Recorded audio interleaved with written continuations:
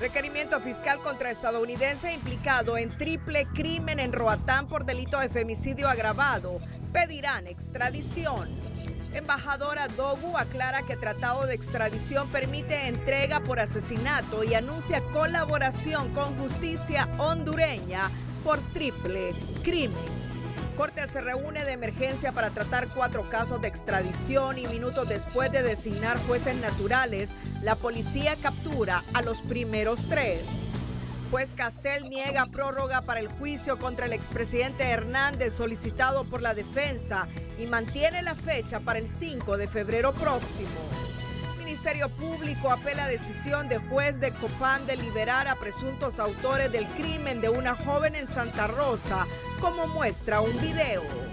Wola se suma al reclamo de Human Rights Watch sobre incumplimiento de Xiomara Castro en derechos humanos y pide más efectividad para dar vida a defensores humanitarios y periodistas. Negociaciones entre el tripartidismo estarían incorporando elección en interinato de consejero del CNE. Bernardo Arévalo asume la presidencia este domingo en Guatemala. Ortega retira a su embajador en El Salvador y obligan a Trump a pagar indemnización al New York Times y a 3 periodistas.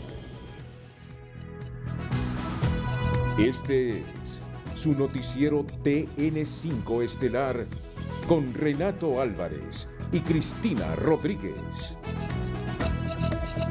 Buenas noches, Honduras. Bienvenidos a la emisión de este viernes 12 de enero. La noticia del día es presentada por Claro. Inicia el año con tus Super Packs desde 30 lempiras, con más internet y redes sociales incluidas. Este viernes el fiscal interino Joel Zelaya se trasladó a Roatán para presentar un requerimiento fiscal en contra del ciudadano estadounidense Gilbert Reyes por el delito de femicidio en contra de las 3 jóvenes mujeres asesinadas en la isla y no descarta solicitar la extradición de Reyes al gobierno de Estados Unidos. El fiscal general Joel Zelaya se personó en la isla de Roatán para presentar el requerimiento fiscal contra Gilbert Reyes, el estadounidense sospechoso del asesinato de las 3 mujeres en Roatán, y reiteró que Estados Unidos está legalmente comprometido a extraditarlo. El pueblo tiene que tener la seguridad que va a haber justicia.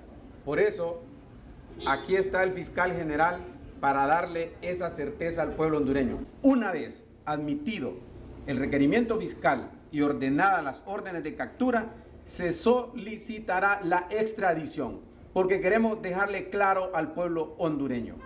Hay un tratado vigente. Pese a que la viceministra de Seguridad, Yulisa Villanueva, cree que en este crimen de Roatán hay varios involucrados, los equipos de la DPI que se han trasladado a la isla. Por el momento solo cuentan con un sospechoso, cuya captura depende de la solicitud de extradición de Honduras a Estados Unidos y del compromiso de esta nación a ser recíproca con el tratado. No, hasta ahorita pues tenemos un principal sospechoso, ya tenemos algunos indicios técnicos, indicios científicos que nos están orientando la participación, el involucramiento del sospechoso en este hecho.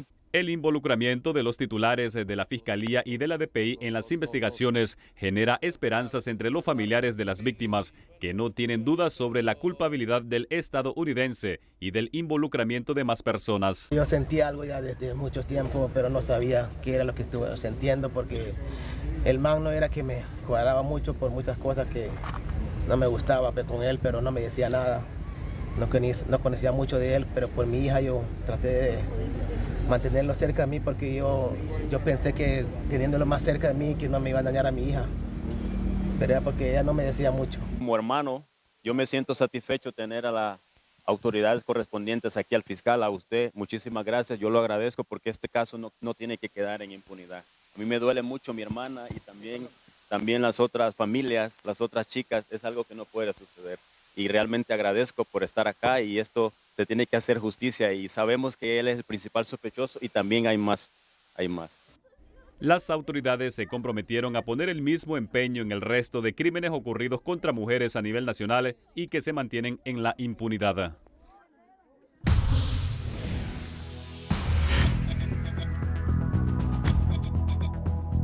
Siempre sobre este tema, violencia y el departamento insular. El cuerpo sin vida de una mujer fue encontrado al interior de una vivienda en el municipio de Roatán, Islas de la Bahía. La fémina fue identificada como Marina, quien fue hallada muerta al interior de un apartamento por causas aún no determinadas, hasta donde llegó para pasar tiempo con su pareja, quien habría sido la última persona en verla con vida. Por esa razón, la policía lo mantiene bajo custodia. También un hombre identificado como Marlon Clark fue asesinado este día en Roatán.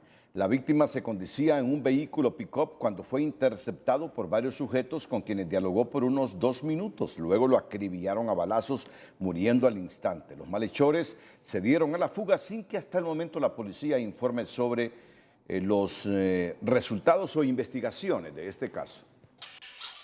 Este viernes, la embajadora de Estados Unidos en Honduras, Laura Dogu, ante el triple crimen ocurrido en Roatán y el caso del estadounidense Gilbert Reyes, escribió en su cuenta de X lo siguiente: Estados Unidos condena enérgicamente las horrendas muertes de Dione Solórzano, Nikendra McCoy y María Antonia Cruz. Es imperativo poner fin a los femicidios. Estados Unidos colaborará estrechamente con el sistema de justicia hondureño para tomar todas las medidas legales y apropiadas con el fin de llevar ante la justicia al presunto autor de estos homicidios. Quiero aclarar mi comentario sobre el tratado de extradición.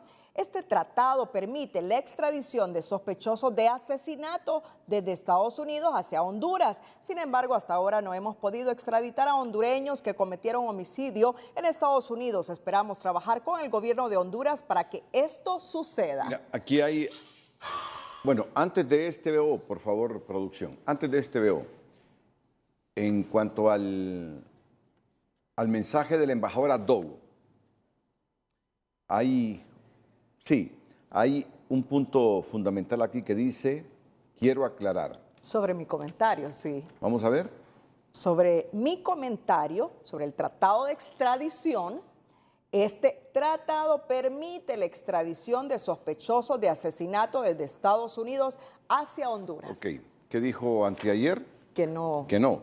Así que es. el homicidio no figuraba en ese tratado, pero hoy, valiente, objetivamente, la embajadora dice, lo aclaro, mi comentario sobre el tratado de extradición. Este tratado permite la extradición de sospechosos de asesinato desde Estados Unidos hacia Honduras. O sea que la embajadora rectifica. Rectifica. La embajadora rectifica. Puede ser embajadora de Estados Unidos, puede ser embajadora del país más poderoso militar y económicamente del país, pero es un ser humano, puede equivocarse y sus asesores pueden equivocarse. Dijo unas horas antes, el homicidio no está en el tratado de extradición, pero 24 horas después dice, aclaro que sí está. ¿Cómo reacciona el canciller de Honduras?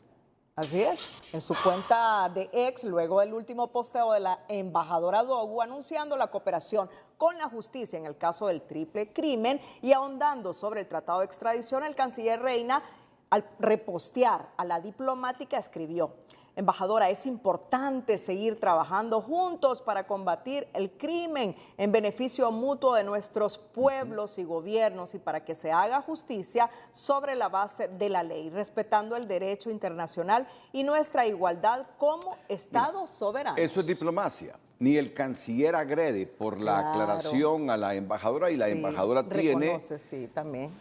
tiene la valentía y lo que corresponde a una representante en cualquier país de los Estados Unidos de decir me equivoqué y por eso aclaro. Es decir, eso es diplomacia, eso es diplomacia. Ahora, en las redes sociales, eso es otro mundo.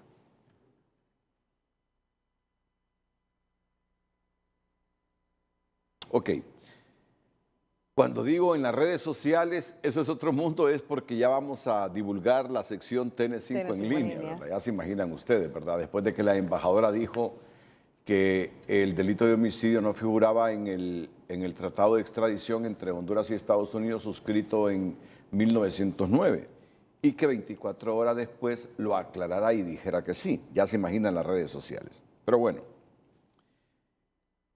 ¿Cómo sustentó la Cancillería hondureña la declaración hecha por la embajadora de Estados Unidos, Laura Dogu?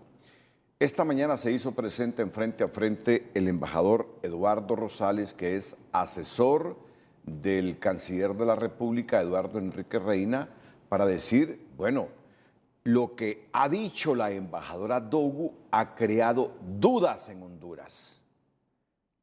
Lo que la Cancillería dice es que en el tratado sí figura el delito penal de homicidio para extradición.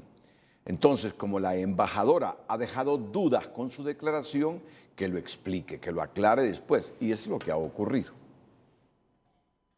Expresiones de la señora embajadora Dogu. Esta mañana el embajador y principal asesor del canciller Reina, Eduardo Rosales, pedía en público a la embajadora Dogu aclarar las dudas que había dejado con sus expresiones, que en el tratado con Honduras de 1909 no figuraba el delito de homicidio. Lo cierto es que el tratado suscrito en 1909 y efectivamente, como muy bien dice el abogado Duarte, publicado en 1912, contempla la figura del asesinato. Efectivamente, el tratado de extradición al que estamos refiriéndonos sí contempla esa figura. Y hay que tener en consideración que ese tratado recibió algunas ampliaciones a más de la veintena de delitos que están descritos en ese tratado en el año de 1927, donde se adicionaron 2 delitos más. Uno concernido de manera expresa al tema de la supresión o el combate al narcotráfico y otra sobre la violencia o el no cumplimiento de algunas normas de naturaleza aduanal. El diplomático continúa explicando que el tratado de 1909 a lo mejor no incluye la figura de femicidio porque en aquella fecha aún no existía el término, pero sí incluye la figura de asesinato. Por tal razón, en este caso de Gilbert Reyes, sí se podría aplicar la extradición. Tal vez no define el feminicidio, independientemente de que la acepción de feminicidio ya se usaba desde 1801 en el Reino Unido y fue de alguna forma difundida con mayor propiedad en el 1993 en México, cuando hubo una serie de asesinatos en la ciudad de Juárez, fronteriza con los Estados Unidos. Y con posterioridad, para privilegiar la situación de acoso y de violencia contra la mujer, en Argentina en el año 2013 se difundió bastante el término feminicidio. Pero en todo caso, el asesinato de una mujer simplemente por la condición de ser mujer, es un asesinato, independientemente del calificativo que se le dé con estas precisiones de la modernidad, por así decirlo, entre comillas. Agregó que en ningún momento el canciller Reina quiso contradecir a la embajadora Dogu en sus declaraciones. Su única intención fue recordar la vigencia del tratado que data desde 1909. El canciller no ha dicho todo lo contrario a lo que dijo la embajadora Dogu. El canciller dijo lo que dice el tratado, que independientemente de las consideraciones que algunos especialistas, como los que están en este panel, pudiesen tener, está vigente. De acuerdo a la Convención de Viena sobre el Derecho de los Tratados, ambos instrumentos fueron suscritos con todas las formalidades que impone esa normativa de carácter internacional. En su participación, el embajador Rosales reiteró que cuando se dan este tipo de tratados entre dos naciones, imperan 2 principios fundamentales del derecho internacional, que son la igualdad jurídica de los estados y el segundo, el principio de reciprocidad entre ambas naciones. Raquel Lazo, Telenoticias. Bueno, pero este impasse queda resuelto cuando la embajadora Dogu ha escrito en X: quiero aclarar mi comentario sobre el tratado de extradición. Este tratado permite la extradición de sospechosos de asesinato desde Estados Unidos hacia Honduras. Aunque después haya dicho, sin embargo, hasta ahora no hemos podido extraditar a hondureños que cometieron homicidios en Estados Unidos. Esperamos trabajar con el gobierno de Honduras para que esto suceda. Eso es diplomacia. Así es. Eso es diplomacia. ¿Cómo reaccionó la Cancillería ante la declaración de la embajadora? ¿Y cómo reaccionó la embajadora ante el criterio de la Cancillería? Y el postcomentario de la Cancillería ante la aclaración de la embajadora. Eso es diplomacia. Aunque en las redes sociales, bueno, ese es otro mundo. Bueno, y es que el Pleno de Magistrados de la Corte Suprema de Justicia designó este viernes 4 jueces naturales para conocer 4 solicitudes de extradición para igual número de ciudadanos hondureños con causas abiertas en la Corte del Distrito Norte del Estado de California vinculados al tráfico de drogas. Nacional ha tomado como base lo expuesto en medios de comunicación, ha abierto un expediente y se han dado instrucciones para el desplazamiento de un inspector adscrito a esta unidad de otra zona del país, no de la misma zona, a efecto de que se reúna toda la información pertinente y presentar un informe. Ya se han dado instrucciones para ir recopilando alguna información y algunas otras tareas que se estarán realizando en las próximas horas. Telenoticias conoció que los solicitados en extradición son Mayer Medina, Elmer Bonilla, Jorge Viera Chirinos y Víctor Manuel Viera Chirinos. 3 de ellos ya fueron capturados y serán presentados este sábado ante el juez natural para la audiencia de información. Considerada la segunda industria delictiva más cruel que existe, la trata de personas está generando alarma en los grupos humanitarios y organismos del gobierno que hacen un llamado a los padres de familia para estar más atentos a las relaciones de amistad y las interacciones de sus hijos en las redes sociales, últimas que se han convertido en terreno fértil para estas bandas criminales. Del 2019 al 2022, las autoridades reportan la desaparición de más de 1.200 menores desaparecidos usando como gancho las redes sociales. Habla con tus hijos antes de que sea demasiado tarde. Según estudios, un 38% de los jóvenes conversa con desconocidos en las redes sociales. Ante esa realidad, el Comisionado Nacional de los Derechos Humanos recomendó a mujeres, adolescentes, niñas y niños no confiar en los perfiles desconocidos para evitar caer en redes de bandas criminales y transnacionales de trata o desapariciones. Es lamentable como estamos viendo que en los últimos 2 meses han habido una gran cantidad de niñas y mujeres que están desapareciendo. La trata de personas es la segunda industria delictiva más cruel y se considera como una de las violaciones más graves a los derechos humanos porque afecta la dignidad y la honra de las víctimas con la explotación sexual, servidumbre, esclavitud, mendicidad forzada, venta de personas, trabajo forzado y reclutamiento para actividades criminales. Según la Dirección Policial de Investigación, del 2019 al 2022, 1.239 niños tenían reportes de estar desaparecidos. Según el CONADE, muchos de ellos podrían ser víctimas de trata de personas, atrapados por las redes sociales bajo los engaños de los tratantes. El reto para la Secretaría ahora en este tema, pero tenemos, usted sabe, muchos otros temas más de violencias hacia los niños, es el fortalecimiento institucional con capacidad de respuesta, con equipos multidisciplinarios, porque no solo es que el personal tenga los conocimientos, también la sensibilidad y las habilidades para el abordaje en estas emergencias que provocan crisis emocionales. Por eso, organizaciones pro niñez y de mujeres alertan a no confiar en los desconocidos en redes sociales con ofertas atractivas de oportunidades de trabajo, porque detrás de ello, en muchas ocasiones, existe una red criminal. Puesto que la trata de personas es una más de las modalidades o de las situaciones que más afecta a la población infantil, especialmente a niños, niñas, adolescentes que se encuentran en una situación vulnerable por su condición, especialmente las niñas también. Según las autoridades gubernamentales, en las ciudades más pobladas del país, Tegucigalpa y San Pedro Sula, y las zonas turísticas, es donde predomina la trata de personas. En el 2023, 16 víctimas de tratas fueron rescatadas por las autoridades hondureñas. Mariolanda, Telenoticias. Este viernes la Fiscalía presentó un recurso de apelación en contra de la decisión de un juez de Santa Rosa de Copán que otorgó sobreseimiento a los implicados en el crimen de una mujer ocurrido a inicios del año. El juez desestimó las pruebas presentadas por las autoridades en el caso del homicidio, pero los fiscales y la policía están sorprendidos por la decisión del juez por considerar que las evidencias presentadas son sólidas, entre ellas un video en donde se ve a uno de los implicados, a la joven mujer.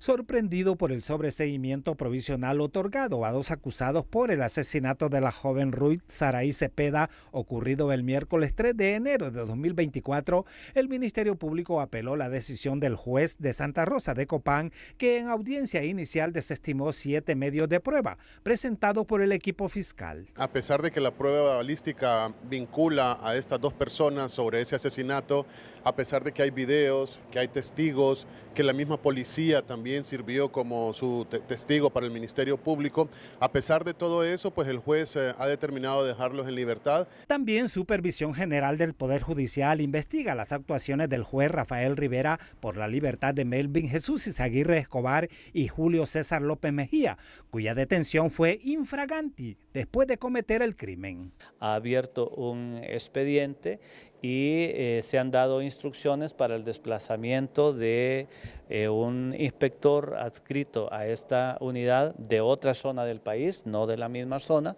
a efecto de que se reúna toda la información pertinente y presentar un informe. El crimen que quedó registrado en video, más el dictamen de autopsia de la víctima, las armas decomisadas y los dictámenes balísticos, más la versión de 2 testigos, son prueba contundente del hecho y sus autores, según los investigadores. Como Policía Nacional, específicamente la Dirección Policial de Investigaciones, en este caso en específico, nosotros podemos informar al pueblo hondureño que se hizo un trabajo profesional, un trabajo técnico, un trabajo científico para aportar al expediente investigativo todos los indicios que señalaban a las 2 personas detenidas como los presuntos responsables de haber cometido el delito.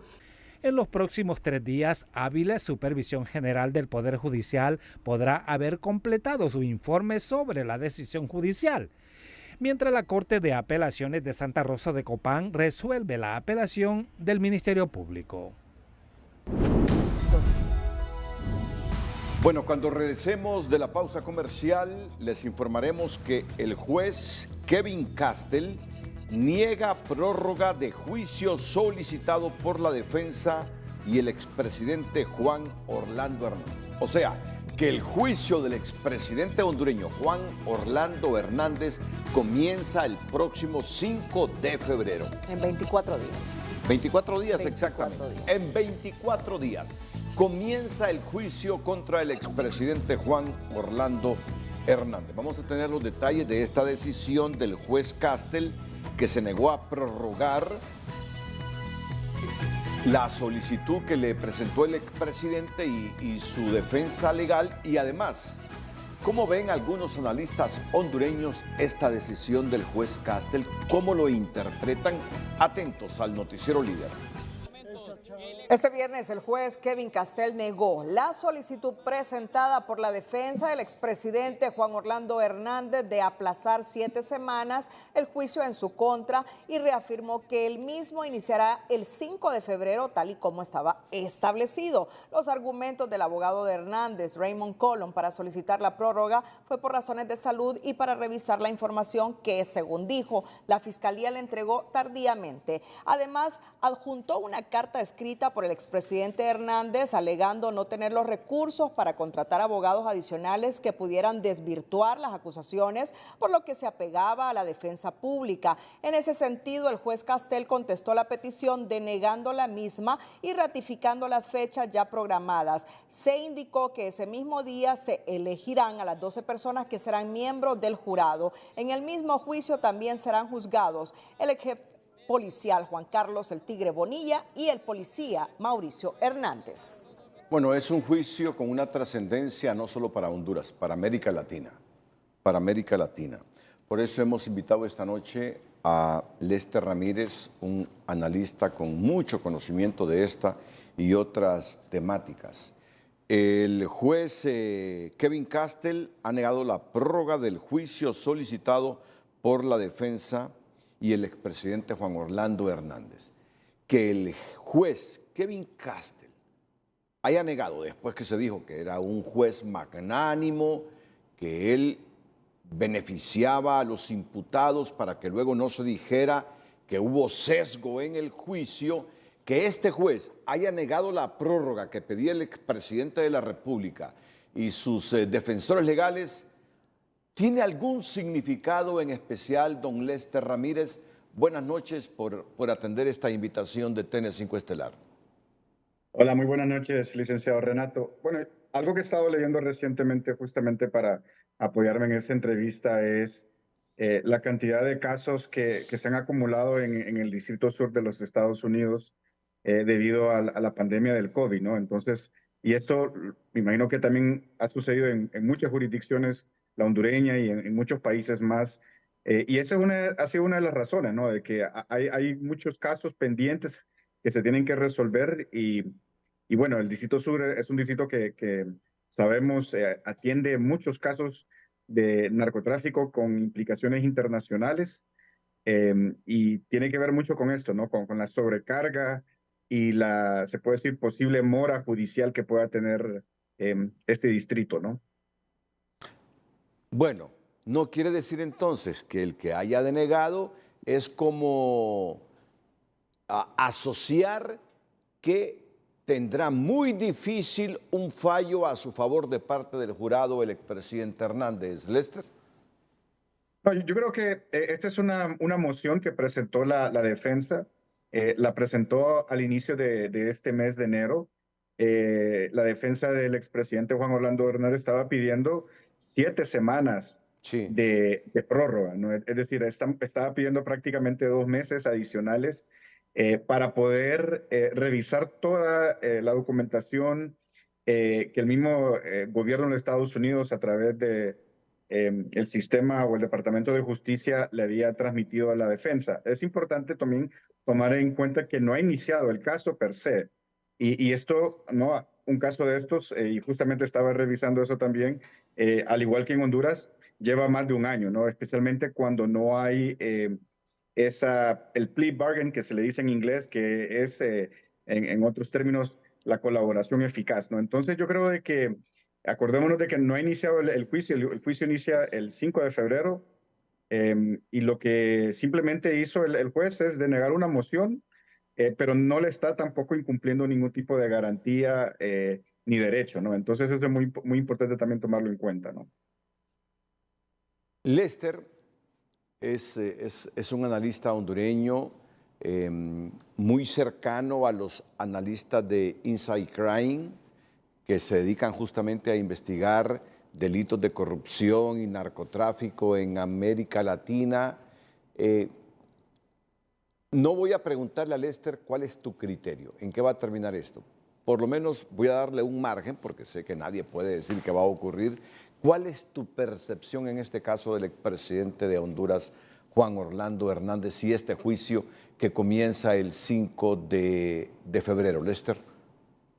Bueno, mi percepción como una persona que le ha venido dando seguimiento, y como muchos hondureños más, es que va a ser un caso que se va a regir a través de las emociones. Va a ser un caso donde cuando se tiene un jurado presente, que justamente eso fue una de las acciones que la misma defensa solicitó, cuando ya hay un jurado presente y la manera como construir una narrativa, la Fiscalía de los Estados Unidos, lo que va a buscar es no jugar con las emociones, exaltar las emociones, no pintar una cara y una imagen de no un expresidente, sino una persona con enorme poder que actuó encima de la ley, actuó encima de la voluntad del pueblo, ¿no?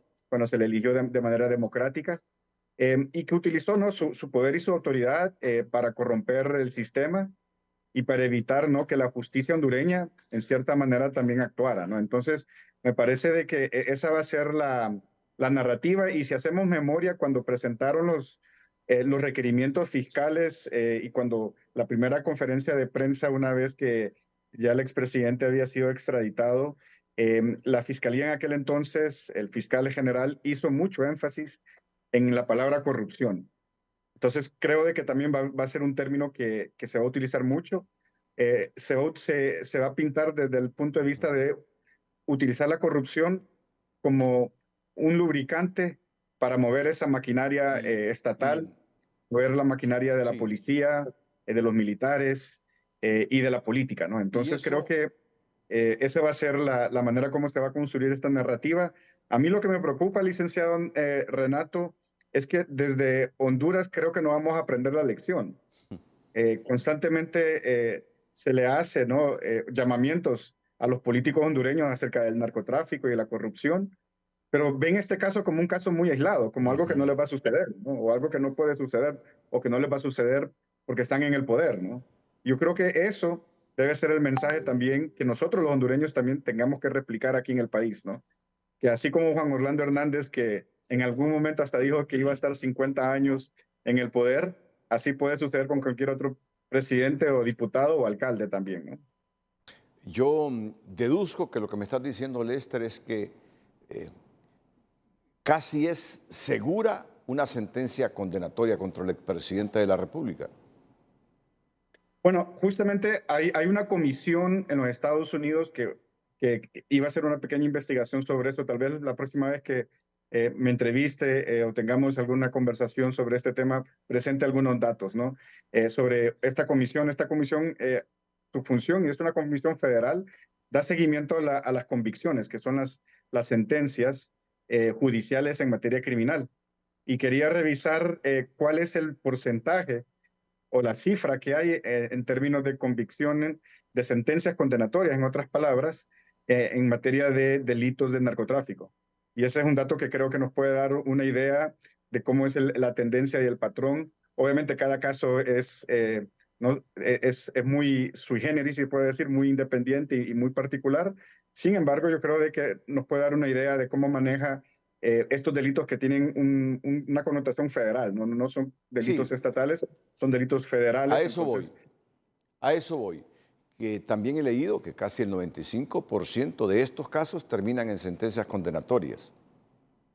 Sí, y eso tiene que ver mucho con la manera como la fiscalía no documenta la prueba, los testigos que tiene. Sabemos de que hay testigos que están colaborando. Sabemos que también que se va a hacer un juicio se puede hacer en combo, ¿no? Va a estar también otras dos personas también que han sido extraditadas. Entonces yo creo de que la fiscalía, para llevar a cabo un caso de este calado, tiene que tener evidencia sustancial y evidencia clara y contundente, ¿no? Entonces, vamos a ver cómo se desenvuelve esto. Todos reconocemos la independencia de la justicia en Estados Unidos, pero vale la pena hacer una pequeña reflexión en este caso del expresidente Juan Orlando Hernández, según tu criterio, Lester Ramírez. ¿Es el Estado norteamericano que quiere sentar un precedente contra cualquier presidente latinoamericano sospechoso de valerse del poder para estar por encima de la ley y traficar con drogas y arriesgar la sanidad de los Estados Unidos, facilitando el ingreso de drogas a Estados Unidos? ¿O debemos verla como una sentencia fuera de ese interés del Estado estadounidense? Una sentencia en función de hechos objetivos y reales de lo que presente la Fiscalía o de lo que argumenten los defensores. Yo creo que se puede interpretar de diferentes maneras y esa interpretación vendrá de la persona que lo analiza y la agenda que tiene. Obviamente hay una agenda institucional, hay una agenda estatal y hay una agenda país, ¿no? Acordémonos de que esta guerra contra las drogas ya lleva más de 40 años en los Estados Unidos, la inició el presidente Nixon. Y creo de que va a ser un mensaje para todos los dignatarios y presidentes internacionales extranjeros en América Latina, ¿no? y en muchas partes del mundo, que se va a hacer, ¿no? un mensaje y un precedente muy fuerte, ¿no? Acordémonos de que no es la primera vez que se juzga a un presidente, sin embargo, por el narcotráfico sí. Y eso yo creo que es el hito que se va a marcar. Para nosotros creo que nosotros tenemos que también como hondureños y como sociedad tenemos que asimilar lo que va a suceder, ¿no? Y asimilarlo no desde el punto de vista político partidista, porque esto le puede suceder a cualquier partido político, ¿no? Más bien asimilarlo desde el punto de vista de cómo fortalecer nuestras instituciones y cómo hacer que esto no vuelva a suceder de nuevo. porque hoy por hoy fácilmente un político puede volver a actuar de la manera como se actuó en circunstancias anteriores, ¿no? Yo creo que ese es el mensaje también que nos está dando los Estados Unidos, que si nosotros no resolvemos nuestros problemas internos, ellos van a estar en la obligación de hacerlo, ¿no? Gracias. Lester Ramírez. Lester Ramírez, esta noche aquí en Telenoticias Estelar. Un menor de 5 años fue rescatado por las autoridades e internado en el Hospital Mario Catarino Rivas para ser tratado por quemaduras ocasionadas por su padre, según denuncias de terceros. La Fiscalía investiga el hecho, al que además le antecede otro acto en el que el menor perdió varios dedos de su mano derecha. Con tan solo 5 años, el menor que fue rescatado por personal del Ministerio Público es la segunda ocasión que ingresa al Hospital Mario Catarino Rivas. Hace 2 años este niño ingresó a la sala de pediatría del hospital. Este niño ingresó por una herida en la mano derecha, tuvo afectaciones en el segundo, tercero, cuarto y quinto dedo, por lo cual tuvo amputación en su mano, en sus deditos, y solamente tiene el muñón. Ahora permanece interno por quemaduras en su cuerpo que las autoridades investigan, al igual que en la primera ocasión, si fueron causadas por su progenitor, tras recibirse una denuncia anónima por malos tratos. Se dice que la madre llevó a un centro de salud al pequeño, donde le recomendaron que llevara al Hospital Mario Rivas al pequeño, hizo caso omiso a la recomendación y supuestamente procedieron a encerrar al niño para poder ocultar lo que estaba sucediendo. Se abocan al lugar fiscales del Ministerio Público y efectivamente encuentran al niño escondido llorando. Inmediatamente, conjuntamente con la Cruz Roja, lo trasladan al Hospital Mario Rivas. La investigación del caso avanza pese a los argumentos del supuesto agresor que, según las autoridades, niega los señalamientos. Defensores de derechos humanos indican que este menor debe ser protegido como otros que están en riesgo. Pero no es el único en la costa norte del país, no es el único en el país, porque hacen falta políticas públicas para sensibilizar a la sociedad hondureña sobre esta temática del no abuso infantil, abuso de todo tipo de trata, formas, etcétera. Por ahora, el menor se encuentra en condición estable y de la investigación dependerá si se presenta o no requerimiento fiscal. La mesa técnica para el desinternamiento penitenciario continuó este viernes su trabajo enfocado en evaluar los procesos de liberación de privados de libertad con requisitos para optar al beneficio de libertad condicional. Solo durante el segundo periodo de vacaciones del Poder Judicial, que abarcó la segunda quincena de diciembre de 2023 y la primera semana de enero de 2024, fueron excarcelados 92 privados de libertad. También se informó de la visita que se hizo al centro penitenciario de Lama Santa Bárbara, en donde como dato relevante está que hay 167 personas que ya cumplieron el beneficio cumplieron los requisitos para optar al beneficio de libertad condicional, lo que implica que podrían estar saliendo dentro de poco tiempo, puesto que ya ellos tienen cumplido el requisito. Y además el Instituto Nacional Penitenciario informaba que por su parte ellos han excarcelado a 623 personas mediante el procedimiento de preliberación, ¿verdad? Que ya es un beneficio que lo otorga directamente el centro penitenciario, pero que también tiene siempre el aval del juzgado de ejecución. Ninguno de estos procedimientos de liberación se hace al margen de la ley, sino siguiendo los procedimientos de la ley, incluso para personas privadas de libertad diagnosticados con enfermedad en fase terminal.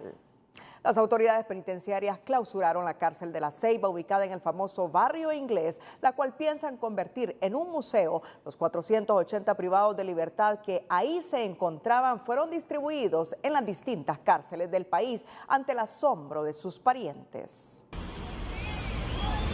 En un masivo traslado durante la noche de este jueves, más de 480 reos del Centro Penal de Barrio Inglés en La Ceiba fueron enviados a diferentes cárceles del país. Esto debido al cierre del centro penitenciario, ya que el mismo no cumplía con las condiciones adecuadas para la seguridad de los privados de libertad.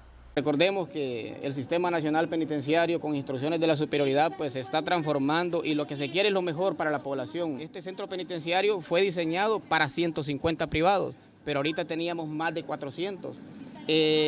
Aparte de eso, esto es un inmueble histórico que no puede estar siendo utilizado para estos fines. Entonces, lo que se quiere es eso, sanear el sistema nacional penitenciario y siempre velar por el bienestar de ellos para que los procesos de rehabilitación y de reeducación se puedan desarrollar de la mejor manera. Familiares de los reclusos llegaron esta mañana sorprendidos por la noticia a buscar información de sus seres queridos. Sí, lo que quiero es saber a dónde está, a dónde va a quedar.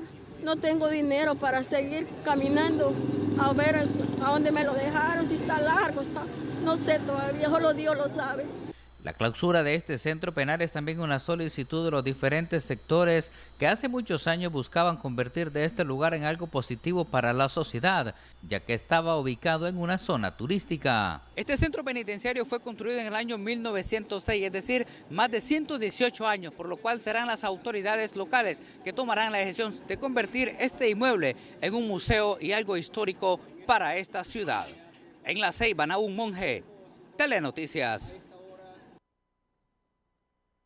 El informe de Human Rights Watch, que cita el incumplimiento del gobierno de la presidenta Castro en materia de derechos humanos y fortalecimiento democrático, es compartido por instancias humanitarias como WOLA, que demanda acciones más efectivas a favor de los defensores humanitarios y periodistas, así como revisión del mecanismo de protección. El llamado de atención se produce justo en momentos que la secretaria de Derechos Humanos sigue generando conflictos internos por divergencias entre la titular del ramo y sus viceministros, opinan defensores humanitarios. La preocupación de la comunidad internacional es latente y desde la oficina en Washington para asuntos latinoamericanos, WOLA, fueron directos al cuestionar los escasos avances en materia de derechos humanos por parte de la presidenta Castro. Nos parece que no ha habido un avance significativo en alguna de las promesas de campaña que ella pues hizo, y especialmente en temas como la protección a defensores de derechos humanos, defensores del medio ambiente, y es alarmante, por poner un ejemplo, que pues siguen habiendo muertes violentas de estos defensores de derechos humanos y que no hayan mecanismos de protección efectivos para proteger la integridad física y la vida de estas personas. Méndez exhortó a revisar el mecanismo de protección y a mostrar un compromiso mayor a nivel interno para lograr un sistema de cooperación de justicia de manera que los casos no queden en la impunidad. Una versión similar a la de la influyente organización estadounidense Human Rights Watch, que lamentó que el gobierno de Castro fallara en su promesa de fortalecer los derechos humanos en las instituciones democráticas. Desde la sociedad civil hondureña sugieren al Ejecutivo que tome en cuenta las observaciones que hacen del extranjero para rectificar el rumbo en los 2 años que les restan de gobierno. Hay varias líneas de trabajo que deberían poder abordarse en estos próximos 2 años que permitan quizá no solventar el problema de violencia o el problema de violación de derechos humanos, pero sí sentar unas bases más sólidas. Pero resulta paradójico pensar en un giro de timón cuando ni a lo interno de la Secretaría de Derechos Humanos se respetan las garantías fundamentales de sus empleados. Critica esta defensora. Hay un caos completo, violaciones de derechos humanos, despidos ilegales, presiones, gente que está yendo al psiquiatra porque la ministra de Derechos Humanos los violenta constantemente. Incluso trascendió la renuncia de sus viceministros Guido Eguigure y Mirta Gutiérrez, que aparentemente se recularon por un jalón de orejas desde Casa Presidencial, según fuentes a lo interno de esa institución. No obstante, las diferencias son reales. Al menos eso se refleja en este reporte que Roque remitió a la Secretaría de la Presidencia, donde acusa a ambos funcionarios de ineficaces en su labor. En el caso de Eguigure señala, entre otras cosas, un ineficaz seguimiento a procesos sensibles relativos a la ejecución de fondos para el mecanismo de protección, mientras a Gutiérrez la reportó por baja calidad de los productos remitidos por esa subsecretaría, donde se han producido diversos señalamientos de encubrimiento de malas prácticas a su personal subalterno de confianza o cercanía. TN5 buscó la versión de la secretaria de Derechos Humanos Natalie Roque. Sin embargo, aseguró que requiere de un espacio más amplio para poder aclarar los hechos. Bueno, pero miren qué complejo este asunto, porque después que la noche del jueves trascendiera la renuncia de los viceministros de la Secretaría de Derechos Humanos, Guido Eguigure y Mirta Gutiérrez, por supuestas diferencias con la titular de esa entidad, Natalie Roque, ambos se pronunciaron en su cuenta de ex en similares términos. ¿Qué dijeron? Bueno, tanto Gutiérrez como Eguigure postearon lo siguiente. Ante los rumores que circulan en redes sociales y medios de comunicación, aclaro ante la opinión pública que no he renunciado a mi cargo y que sigo a total disposición de la presidenta Xiomara Castro. Según se informó, los dos funcionarios acusaron a Roque de agresiones verbales y violencia política. Pero bueno, así está el asunto, está enredado. En otra información, el juez natural que instruye la causa penal denominada Pandora 2, en resolución de audiencia inicial admitió la totalidad de los medios de prueba propuestos por el Ministerio Público y por las defensas privadas de los acusados, el expresidente Porfirio Lobo Sosa, el exsecretario de Finanzas Wilfredo Cerrato y los exfuncionarios Johnny Handal, James Aldana y Roberto Zúñiga. Los cargos penales que el Ministerio Público imputa a los citados exfuncionarios, los delitos de fraude y violación a los deberes de los funcionarios. El juez convocó a las partes procesales para continuar la audiencia inicial el próximo lunes 15 de enero del presente año a las 8:30 con la evacuación de los medios de prueba admitidos. El Ministerio Público informó este viernes sobre la captura de un empleado de la Administración Aduanera de Honduras, Joseph Ariel Sierra Elvir, contra quien se giró una orden de arresto por el delito de uso de documentos falsos. De acuerdo a la investigación, el imputado hizo uso de un título falso de educación media que lo acreditaba como bachiller en Ciencias y Humanidades, documentos que le valió para ser nombrado en el cargo de oficial administrativo 3, beneficiándose de esta manera de salarios y otros privilegios otorgados para el cargo que ostentaba. Y cuando regresemos, Desarrollo Económico descarta incremento de precios en útiles escolares. Aquí estamos ya en temporada de inicio de clases. De clases, sí. Bueno, pero el Ministerio de Desarrollo Económico está descartando que se produzca o se esté produciendo un incremento en los precios de los útiles escolares. Atentos. El emprendedor de hoy es presentado por Banco Ficosa. Queremos que llegues lejos. Banco Ficosa.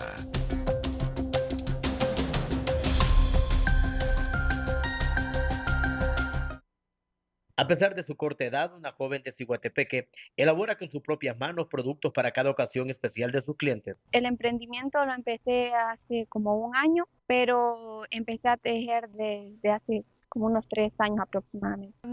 Fue como que me entró una curiosidad al ver a mi mamá, entonces le pedí que me enseñara y ella me fue enseñando las primeras puntadas, luego yo fui mejorando técnicas. Sin dejar de lado sus estudios, esta es ya una fuente de ingresos para esta joven, que su talento y dedicación lo demuestra además con el noticiero Líder. Gracias a Dios, hay muchas personas que al ver mis trabajos me han hecho encargos, entonces a través de eso ya puse mi emprendimiento y he ganado dinero. Usted puede hacer sus pedidos a su número de celular y las diferentes redes sociales, donde además puede conocer de la variedad de los productos. Promocionado a través de Instagram como Crochet y Bisutería Bello Encanto. También puede encontrarme en Facebook como Cindy Benítez Barahona. Pueden contactarse a través de WhatsApp con el número 96 74 28 17. Esta es una pequeña muestra de esta joven emprendedora.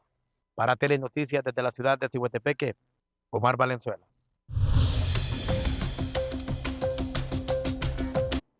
Tras la reciente determinación del Banco Central de Honduras de incrementar de 80% a 100% la base diaria del encaje legal de los depósitos a la vista, se esperaría que se limite un poco el crédito para controlar la inflación, pero deberían mantenerse la tasa de interés, proyectó el director del Instituto de Investigaciones Económicas y Sociales de la Universidad Autónoma de Honduras. Las decisiones de asignación de créditos son más prudentes, en este caso por parte del sector financiero, limita un poco sus acciones en los mercados financieros y se limita solamente prácticamente a responder a la demanda de crédito y no tanto al tema de inversiones en otro tipo de instrumentos financieros que no tienen que ver con el crédito. Matamoros explicó que hay suficiente liquidez en el sistema financiero, por lo tanto, esta medida irá más orientada a absorber dinero de la economía para reducir la inflación, que en el 2023 continuó siendo superior al 5%. La Secretaría de Desarrollo Económico anunció este viernes a través de un comunicado a los padres de familia que no habrá aumento a los precios de los útiles escolares para este año, ya que lograron un acuerdo con los empresarios, fabricantes y distribuidores, quienes anunciaron que más bien aplicarán rebajas a los precios que se registraron el año anterior y que también participarán en las ferias escolares, las cuales iniciarán a partir del próximo 30 de enero. El gerente del Banco Central de Honduras, Carlos Ávila, informó que el índice mensual de actividad económica al mes de noviembre registró un crecimiento acumulado de 3.7%, comportamiento alcanzado en parte por la canalización de más de 17.900 millones de dólares para cubrir las necesidades de importación de los diferentes sectores económicos.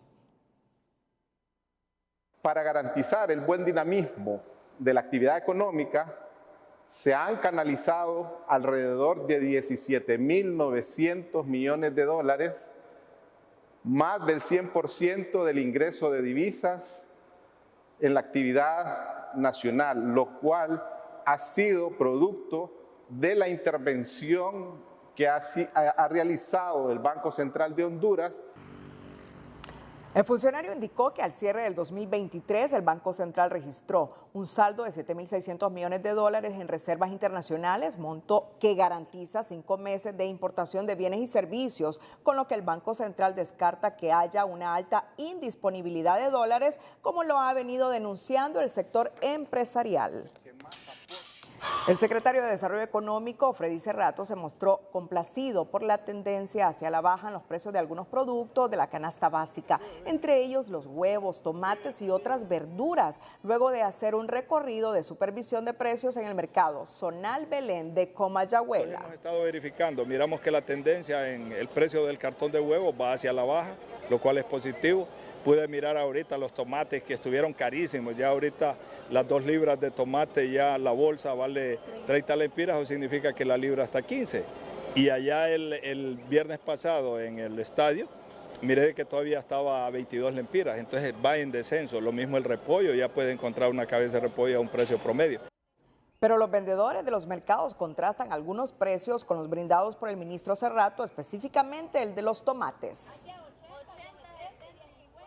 Está a 30 la libra de tomate, el más o menos, no es que buen tomate. Ahorita hay unos tomates que no son muy buenos. Esta cuesta 80, mire, le sale como a 50 la libra del tomate grande. Tenemos oferta aquí a 100 pesitos y el otro a 140. Pero es chiquito el huevo. Es pequeño. ¿Este huevo cuánto vale? Sí, 100 lempiras el cartón, le sale como a 3.10. Sí. ¿Y por ahí llena con huevo esto? No, nada. Hay que comer unos 3. Se tiene que hacerse 2. Por otra parte, el ministro anunció que logró un acuerdo con los distribuidores de útiles escolares para no incrementar los precios y que por ahora se está cumpliendo con los vendedores de este centro de comercio en Comayagüela. Los cuadernos normales tienen un precio de 20 lempiras, aseguró. Un informe de la Organización Internacional del Trabajo, OIT, advierte que el empleo formal seguirá deteriorándose para el 2024 por diversos factores externos y ello incidirá en países pobres como Honduras. Economía Hoy es presentada por Banco de Occidente. Abra hoy su cuenta de ahorros en Banco de Occidente porque cuando se trata de sus proyectos, sabemos que para usted cada paso cuenta. Las expectativas económicas no pintan nada bien en este 2024, ya que las condiciones para el empleo formal se continuarán deteriorando, advirtió la Organización Internacional del Trabajo, tanto por los efectos de las guerras actuales como por las débiles políticas públicas de los países, sobre todo en los países pobres como Honduras, donde el mercado laboral está estancado. Debemos de ser precavidos ante la dinámica económica del 2024 y que existe la posibilidad entonces de un deterioro del empleo formal, aún más de lo que se tenía en el regreso de la actividad post-pandemia. Ante esta situación complicada en la economía mundial, el gobierno es el llamado a ejecutar políticas públicas para generar empleo, dice este empresario, quien afirma que la confrontación entre estos dos sectores solo sirve para ahuyentar las probables inversiones. Solo sirve para ahuyentar las probables inversiones que se pueden hacer y la probable generación de empleo. Y lo que hace más bien es que el empleo formal no crece, tal vez hasta decrece un poco, y lo que aumenta es el sector informal. La presidenta del Colegio de Economistas también advierte que se debe tomar en cuenta que estamos prácticamente en un año político y es necesario que el gobierno genere certidumbre para la inversión. Lo más importante es cómo generar ese clima de confianza y certidumbre en los diferentes agentes económicos para evitar ese nerviosismo que se da en los diferentes agentes cuando el producto de la inestabilidad política que se vive en el país. Sin embargo, este economista considera que si el gobierno ejecuta al menos los grandes proyectos que ha prometido, como el tren interoceánico, los 8 hospitales y las carreteras, al menos podrá mitigar la crisis y generar más empleo. Básicamente yo veo que Honduras se va a apartar un poquito de la región y que quizás no se genere pleno empleo, pero sí mayor empleo que el que se tuvo el año pasado. Actualmente, 7 de cada 10 hondureños tienen problemas de empleo, ya que la mayor parte de los trabajadores están subempleados, devengando salarios precarios y sin beneficios sociales, y otro sector no tiene ningún tipo de empleo. El gerente de Empresa Sostenible del Consejo Hondureño de la Empresa Privada, Gabriel Molina, informó este viernes que el sector privado todavía no tiene una invitación oficial por parte del gobierno para instalar una mesa de diálogo, como lo anunció el secretario de la Presidencia, Rodolfo Pastor de María. Sin embargo, indicó que están a la expectativa y aclaran que desde el sector empresarial no están intentando negociar nada, sino apoyar a que el gobierno tenga éxito por el bien de los hondureños. No la conocemos y nosotros aprovechamos este espacio para hacer nuevamente una invitación. Estamos a la expectativa de que nos podamos sentar a dialogar gobierno, sociedad civil, la cooperación, la academia, todos los que tenemos un rol en este país. Nosotros ya como sector privado generamos una labor social sumamente importante que es la generación de empleo. Molina reiteró que el sector empresarial está dispuesto a debatir la ley de justicia tributaria y anunció que bajarán la bandera negra cuando tengan una invitación genuina que propicie el desarrollo de un diálogo entre los diferentes sectores. El Minuto Financiero es presentado por Credi Elga Catracho de Cooperativa Elga, la cooperativa de Honduras. Cooperativa Elga. Y la siguiente es una información de interés para los maestros y para sus familias. A través de sus redes sociales, la Secretaría de Finanzas informó esta tarde que ha transferido 979.084.307 lempiras con 99 centavos en concepto de pago de vacaciones a docentes y planillas pendientes de pago del personal docente y de salud, como un compromiso de la presidenta Castro de cumplir con los derechos del magisterio y los deberes legales, de forma transparente y ordenada, siguiendo una programación acorde con la disponibilidad financiera.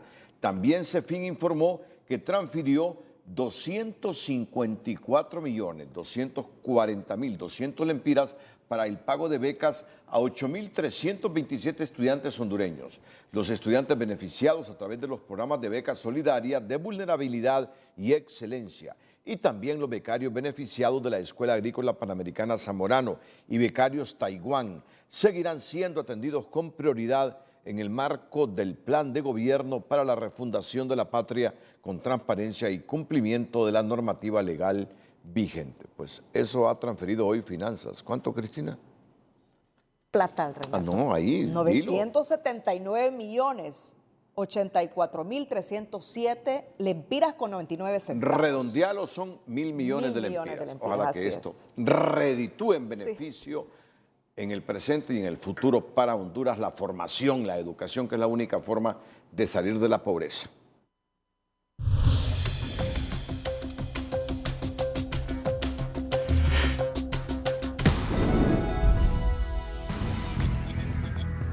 Cuando regresemos, la comunidad negra sugiere a Tomás Ramírez, el diputado del PCH, no aceptar cargo en la Junta Directiva del Congreso Nacional.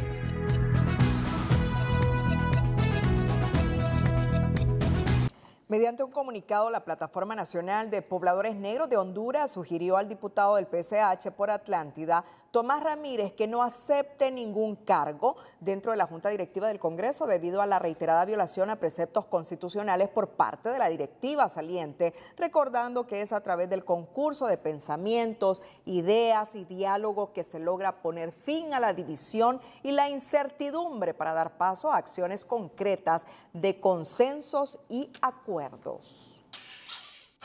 El presidente del Partido Salvador de Honduras, Salvador Nasralla, en su cuenta de X, se refirió a la potencial integración de la Junta Directiva del Congreso Nacional con diputados del PSH. De acuerdo a Nasralla, nos encanta que todos los diputados del PSH tengan la opción de integrar la nueva Junta Directiva del Congreso, siempre y cuando esa directiva sea electa por el Pleno y por la mayoría simple, o sea, 65 votos de diputados convocados por el Congreso Nacional y no por una comisión permanente que fue puesta ilegalmente al antojo del partido de gobierno, a pesar de que ya se había extendido como todos los años el periodo de sesiones. Y luego señaló, a Tomás Ramírez le tengo tanto aprecio que para las elecciones de 2017, después que en Atlántida en 2013 el TSE con trampa prefirió a Critza Pérez que a Tomás Ramírez, que representaba al PAC, lo metía a él, a Luis Redondo y a David Reyes, último que hoy es el gerente del Congreso. O sea, los tres salieron electos. Así, Tomás gozó de sus primeros 4 años como diputado y David y Luis Redondo completaron 8 años consecutivos como diputados de los partidos que he presidido. Estos dos últimos partos políticos míos ya llevan 10 años viviendo del Estado de Honduras. Ojalá lean esto y lo entiendan antes de emitir sus opiniones, escribe Salvador Nasralla. Las negociaciones entre los partidos Libre, Nacional y Liberal para consensos en la elección de los cargos de segundo grado surge un nuevo elemento, incorporar en el paquete la elección de los consejeros del Consejo Nacional Electoral, CNE, también por interinato, y no se descarta la reelección de los actuales, un elemento que a criterio de los expertos puede generar incertidumbre en el próximo proceso electoral, pero Libre descarta que ello vaya a ocurrir. En las negociaciones entre el tripartidismo, un nuevo actor entra al debate y es la elección interina de los consejeros del Consejo Nacional Electoral, al grado que no se descarta que los actuales sean reelectos interinamente, lo cual preocupa ante la incertidumbre que podría generar el proceso electoral que empieza a partir de septiembre con el llamado a las elecciones primarias e internas del 2025. Es en ese sentido que ante la falta de consensos, ante la falta de acuerdos en el Congreso Nacional de la República, pues no sería descabellado considerar de que estos procesos también podrían ser entorpecidos. En ese orden de ideas es imperativo que quienes dirigen el Congreso Nacional de la República pues tomen todas las medidas necesarias para poder llevar a cabo estos procesos de elección de segundo grado en tiempo y forma. El riesgo que conlleva la elección de interinos es que se pierda la legitimidad de los procesos electorales, advierte este ex magistrado del Tribunal Supremo Electoral. El mismo riesgo que en otras instituciones, que los partidos políticos estarían, diríamos, declarando como nulas o denunciando las irregularidades de todas las decisiones que se tomen en esos organismos. El Partido Nacional es el más interesado que se den los cambios en el CNE, pues la Alianza Libre y Liberales deja al representante de ese partido en desventaja a la hora de integrar y tomar decisiones en el Pleno. Bueno, nosotros tenemos la esperanza que finalmente podamos llegar a acuerdos, porque en la medida que nosotros generemos más incertidumbre y no exista seguridad jurídica en el país, lo que vamos a generar van a ser más crisis económica, política y social. En el oficialismo aseguran que ese escenario está lejos, ya que una vez que se instale la tercera legislatura y se destrabe la crisis en el Congreso, se procederá a realizar la elección de los cargos de las instituciones de segundo grado, Consejo Nacional Electoral, Tribunal de Justicia Electoral, Registro Nacional de las Personas, Instituto de Acceso a la Información Pública y Política Limpia. Bueno, la Comisión Permanente tiene su tiempo de caducidad. Cuando ya toque elegir a los representantes en los entes electorales, pues ya deberá estar instalada el pleno del Congreso, ya la nueva junta directiva o la reelecta en todo caso, para poder continuar con la aprobación y los nombramientos que le corresponden al Congreso Nacional. Los actuales consejeros del CNE vacan en septiembre y coincide con el llamado a las elecciones primarias e internas, pero la ley ordena al Congreso lanzar el proceso 3 meses antes y en las negociaciones que realiza el tripartidismo para destrabar la crisis legislativa incluye la elección en propiedad de los fiscales interinos del Ministerio Público y la integración de los cargos de las instituciones electorales y otras. La alerta sale del propio Consejo Nacional Electoral porque quieren elecciones limpias y transparentes y generar certidumbre el próximo año en las elecciones primarias y generales para que no haya un margen de duda. José Andino, Telenoticias. El próximo 15 de enero a las 2 de la tarde, el diputado Rafael Sarmiento será ratificado como jefe de la bancada de Libre por los 2 años que restan al Congreso Nacional. El propio Rafael Sarmiento realizó la convocatoria a los diputados en su cuenta de X. Bueno, el lunes estamos convocados al Congreso Nacional para elegir la junta directiva de la bancada. La bancada en su mayoría ya ha tomado una decisión, ratificar al compañero Rafael Sarmiento, así es que solo vamos a ir a elegir otros cargos dentro de la bancada nuestra. López también comentó a Telenoticias que en la reunión de bancada se discutirá el tema de los resultados de los consensos y acuerdos alcanzados para lograr destrabar la crisis legislativa, luego que el presidente del Congreso, Luis Redondo, brinde la conferencia de prensa que tiene programada a las 11 de la mañana de ese día para informar sobre el tema. Hola, ¿qué tal? Llegamos ya al fin de semana y con la noticia de la Organización Meteorológica Mundial que oficialmente dice 2023 fue el año más cálido jamás registrado por un enorme margen. Escuchen bien, y pues está también advirtiendo que nos acercamos rápidamente al 1.5, que es la apuesta de París, no llegar ahí porque todos los sistemas de la Tierra comenzarán a colapsar, de los cuales depende la vida en la Tierra. Estamos tras este frente frío que está en el centro del Golfo de México. Para el fin de semana se moverá al norte del Caribe y quizás un poquito de humedad sea arrastrada en algunos puntos del nororiente de nuestro país, pero la tendencia es a que se imponga justamente esta corriente fuerte que es cálida del Caribe y que nos mantenga pues un freno a esos vientos fríos del norte y entonces que pase inadvertido este frente frío, solo con la posibilidad, repito, de algunos chubascos pero muy dispersos en nororiente. El resto se mantiene con temperaturas bien cálidas. De hecho, para el sur del país este fin de semana esperamos hasta 38 grados Celsius y el mapa de lluvia justamente está indicando que no tenemos ninguna posibilidad en toda la parte alta de Centroamérica de precipitaciones para este sábado y domingo. Y les hablaba de temperaturas elevadas, 32, 29 en la región oriental, entre 28 y 30 en la zona costera, hasta 32 en zonas del occidente, 30 aquí en el centro y 38 bien elevadita en la parte sur. Y en las últimas 24 horas justamente las temperaturas elevadas ya nos están haciendo reportar incendios forestales, así que vamos desde ya previniendo porque 21 focos de calor se han registrado, repito, en las últimas 24 horas. Cuídense mucho, siempre les queremos como televidentes, sino como noticia. Que la pasen bien. Cerramos la emisión estelar. Gracias por su fiel sintonía. Feliz noche y buen fin de semana.